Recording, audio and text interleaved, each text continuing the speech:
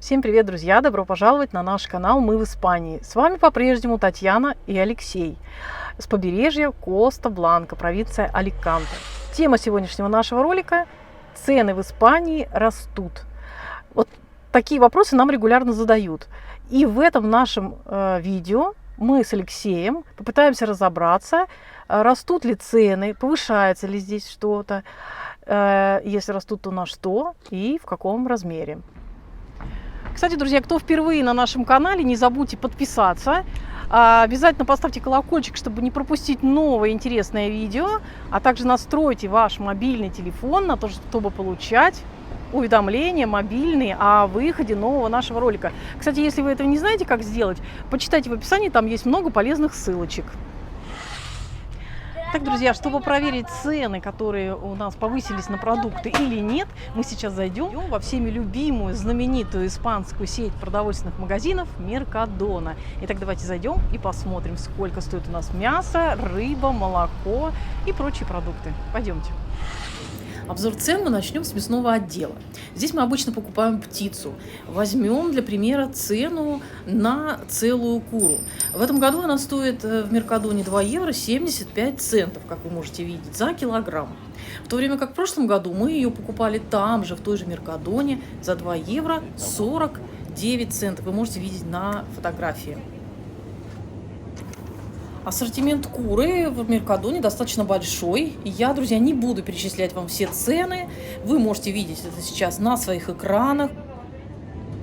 И пойдем дальше. Дальше у нас кролик. В этом году он стоит 6 евро 70 центов. К сожалению, за прошлый год цену я не нашла. Так же, как и на перепелов, который стоит 8,95 за килограмм. Если вы знаете цены прошлого года, пишите нам ниже. Дальше идет у нас индейка. Индейка, для сравнения, мы возьмем бедренную часть на кости, и цену вы видите, какая была в прошлом году, 4,90, и в этом году уже стоит 5 евро 45 центов. Дальше у нас идет говядина. Кусочки говядины мы взяли для сравнения. Практически та же цена, что и в прошлом году. 7 евро 90 центов в этом, 7,89 в прошлом году. Но вот с филе, друзья, нам прямо повезло в этом году, так как цена значительно ниже. Может быть, это другой поставщик, может быть, какие-то другие причины, но цена ниже. Дальше у нас идет баранина. Цену за прошлый год я также не нашла, так что, кто знает, пишите под видео, будет интересно почитать. Баранина здесь представлена тоже в разном ассортименте. Я не буду на нем останавливаться. Но вот котлеты, покажу цену на них. 15,95 евро за килограмм. Баранина, в принципе, дорогая. Дальше смотрим молоко. Мы такое покупаем всегда в Меркадоне. 1 литр того же производителя. В этом году стоит 78 центов. В прошлом году стоил 88 центов. Приятно? Сливки мы такие всегда покупаем для приготовления вторых блюд. Сливки без изменений, все та же цена, евро 32 цента.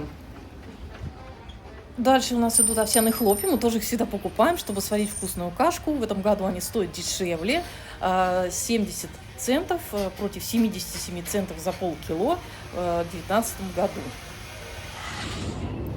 И теперь мы зайдем в магазин Алькампо для того, чтобы посмотреть цены на рыбу. В Меркадоне мы обычно покупаем всегда мидии. Ну, можно сказать, цена не изменилась. Евро 90, что в прошлом, что в этом году. Креветки тоже плюс-минус, в зависимости от сезона, от того, готовы они или нет, какого они размера. В общем, все меняется. Дорадо. Это очень радостно для нас, что она стоит как в прошлом, так и в этом году одинаково 6 евро 95 центов. Также есть лубина, которая цена ее тоже не изменилась по сравнению с прошлым годом. Она также и стоит 6 евро 95 центов. Тоже нас радует. Ну, есть лубина, которая 11,99 стоит, но там больше вес. В общем, с морепродуктами как будто бы все нормально на наше усмотрение. Если у вас есть какое-то тоже свое особое мнение по поводу цены на морепродукты, пишите обязательно ниже. Также стоит отметить, что мы здесь покупали кальмаров. И кальмары в 2019 году мы покупали за 8,95. Вот сейчас даже они дешевле. Может быть, сезон кальмаров, поэтому такая цена.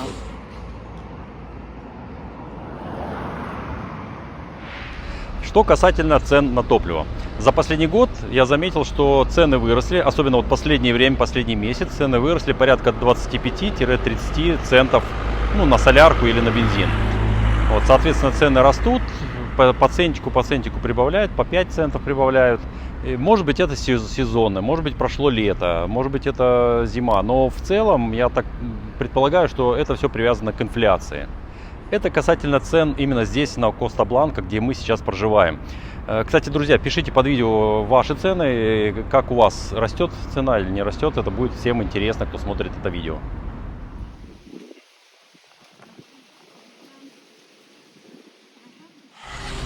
Алексей, расскажи нам, пожалуйста, про цены на интернет, мобильную связь и электроэнергию. Подорожали ли для нас эти услуги?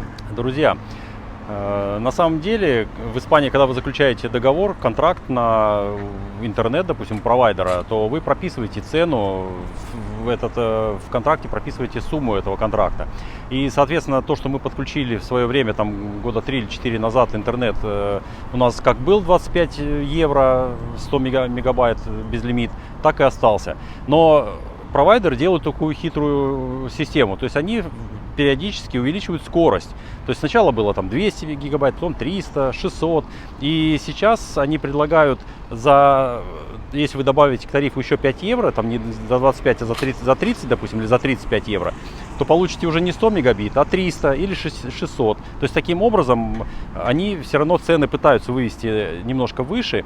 И замена оборудования, которое вы хотите поменять, это тоже стоит порядка 50 евро. Это по интернету.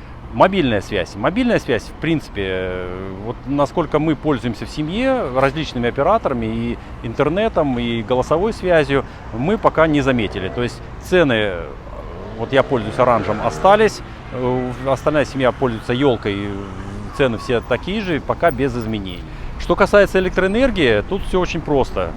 Как в компании с интернетом. То есть 2 года назад компания Iberdrola, в которой мы подключены, предложила заключить на 2 года договор по фиксированной цене. И мы, соответственно, и заключили. У нас стоит, я сейчас не помню точно, киловатт, там, по-моему, 11-15 центов днем и 8 центов ночью. И вот этот тариф до сих пор у нас не менялся. Хотя в этом году компания ввела новый тариф.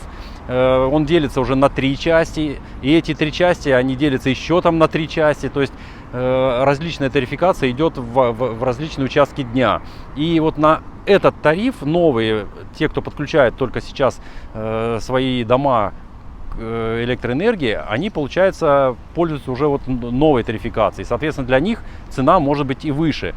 Но помимо этого в Испании находятся различные компании, которые действуют по антимонопольному закону, и они могут с вами заключить договор, ну, несколько ниже, может быть, также на 2 года, потом вы можете перейти в другую компанию. То есть здесь это можно делать.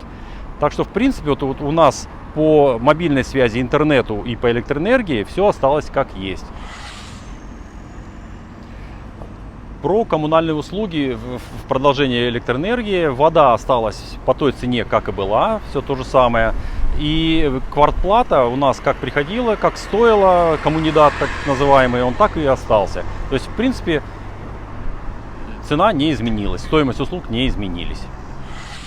Ну, а также есть у нас и цены на рынке, на продовольственные продукты, фрукты, овощи, зелень, яйца. И вот там цена, она зависит, как нам кажется, все-таки от сезона, от того, какой урожай, какая вообще обстановка на рынке, какой спрос, какое предложение, как на каждом, на обычном товарном рынке.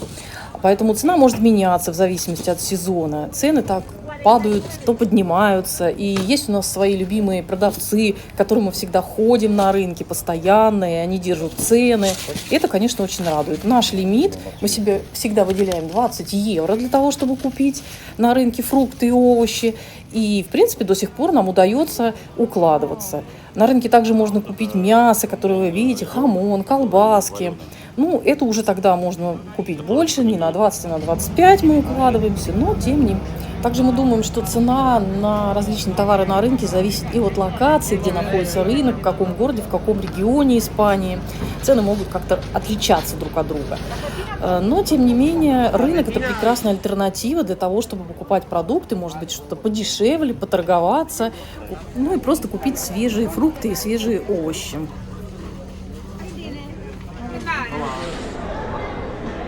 Ну, друзья, а узнать, подорожали ли цены в кафе и ресторанах, для этого мы зашли в кафешечку здесь, в торговом центре «Лазения», чтобы выпить наш любимый кофе с молочком. Ну и вообще, одни наши знакомые, кстати говоря, раньше определяли всегда уровень цен в том или ином заведении, в том или ином городе. Повысились они, понизились именно по чашечке чая. И мы от них немножечко это тоже перебрали, поэтому теперь, так как мы любим кофе, мы тоже определяем, выросли ли цены в кафешках и в ресторанах, по стоимости мы определяем чашечки кофе. Так вот, в некоторых кафешках, в некоторых ресторанах за последний год мы заметили, что на 10-20 центов в среднем где-то цены на кофе с молочком подросли. Но при этом остались меню дель диа, то есть меню дня, где первое, второе блюдо, десерт и напитки включены. И, в принципе, те же самые цены: 9,50, 10, 12. Ну, на нашем побережье, в принципе, вот эти меню, они не выросли в цене. Некоторые рестораны, знаете, идут на такую тоже хитрость. Цена блюда не изменяется, но меняется, например, вес блюда, то есть объем блюда, мясо становится меньше или еще что-то, гарнирчика поменьше. То есть есть такие уловки. Но, тем не менее, в принципе, мы заметили, что сильно цены, в общем-то, никак не изменились. Вот, судя по чашке кофе, ну, в некоторых местах она была евро 30, стала евро 70, евро 50. Ну, а где-то остались те же самые цены. Мы туда с удовольствием ходим, пьем кофе, едим наши любимые испанские тостадо. Например, это вот наш любимый бар Рокис. Цены там, в принципе, по-моему, не изменились.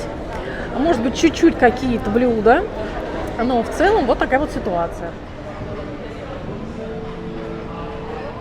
Ну вот в продолжении хочу вам сказать, что кофе здесь был евро 50, стал евро 70. Это в торговом комплексе «Лазения». Алексей, как ты считаешь, вот на одежду, на обувь, на сумочки, на что-нибудь такое вот выросла цена или нет? Ну вот за ближайший год и за последний месяц, например. Про сумочки не скажу, я в последнее время сумочку себе не менял. Кошельки, портмоне. Вот, хочу сказать, друзья, на самом деле, если брать в целом брендовую одежду, дорогие бренды, я считаю, что цены не изменились, потому что и так цены были заряжены, как толстовки, как и были там по 90, от 45 до 90 евро, так и висят, как фуфайки были по 45, так и висят, то есть брендовую, я считаю, что не изменилось. Casual, если брать обычный магазин, там какой-нибудь там ширпотреб так называемый, конечно, цена, наверное, подросла.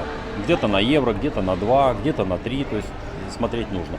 Но при всем при этом, вот, допустим, хорошая обувь, допустим, кроссовки или брендовые кроссовки, я считаю, может быть, даже в некоторых моментах снизилась, потому что появился большой выбор различных моделей новых, они постоянно меняются, и те модели, которые пронаходились на прилавках в течение какого-то времени, в течение лета, цены, наоборот, скинулись. Вот я, допустим, совсем недавно приобрел кроссовки, которые стоили 90 евро, была скидка на них, они упали до 30 евро, а в итоге на кассе мне пробили за 24, потому что у них был какой-то счастливый час. То есть вот благодаря вот этих вот движений можно купить достаточно хорошую обувь значительно дешевле. Вот это нас радует.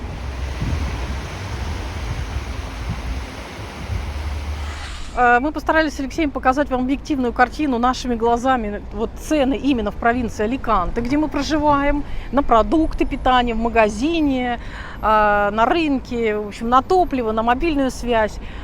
Те затраты, которые мы несем ежедневно, и мы вам показали именно то, что мы видим, и то, за что мы платим, мы озвучили. В принципе, мы делаем такой вывод, что в основном сейчас дорожает топливо, подорожало и за последний год, и за последние, можно сказать, дни, какие-то центики приплюсовываются. Рынок, цены выше-ниже зависят от сезонности и от самого урожая того или иного продукта, ну и от обстановки на рынке, как любой рынок. Здесь есть тот же закон спрос-предложение, ну и от различных маркетинговых технологий.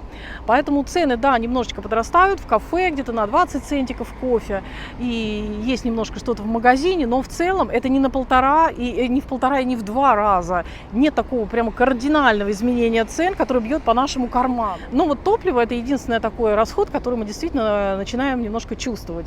Электроэнергия и мобильная связь пока мы тоже не чувствуем, как Алексей уже озвучил. начал. Ну, посмотрим, что будем дальше. Если вы хотите нас поправить, добавить, пишите все под видео. С удовольствием почитаем. Надеемся, это видео было вам полезно. С вами Татьяна, Алексей из Испании. Всем удачи и добра. Пока-пока.